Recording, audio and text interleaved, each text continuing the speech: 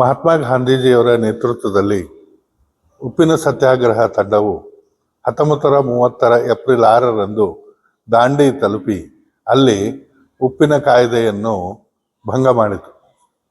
ನಂತರ ಅವರು ವಾಪಸ್ ಬರುವಾಗ ಸೂರತ್ ನಗರದಲ್ಲಿ ಈ ಕಟ್ಟಡದ ಎದುರಿಗಿರುವ ಮೈದಾನದಲ್ಲಿ ಸುಮಾರು 30,000 ಜನರನ್ನು ಉದ್ದೇಶಿಸಿ ಭಾಷಣ ಮಾಡಿದರು ಮತ್ತು ಉಪ್ಪಿನ ಸತ್ಯಾಗ್ರಹದ ಮಹತ್ವವನ್ನು ಅವರಿಗೆ ವಿವರಿಸಿದರು.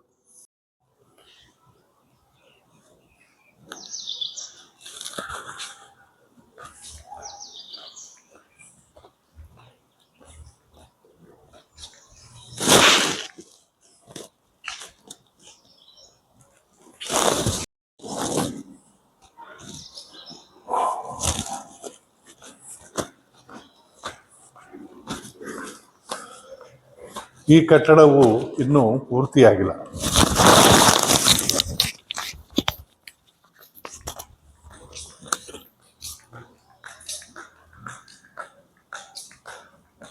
ಮಹಾತ್ಮ ಗಾಂಧೀಜಿಯವರ ನೆನಪಿಗಾಗಿ ನಿರ್ಮಿಸಲಾದ ಈ ಸ್ಮಾರಕವು ಇನ್ನೂ ನಿರ್ಮಾಣ ಹಂತದಲ್ಲಿದೆ.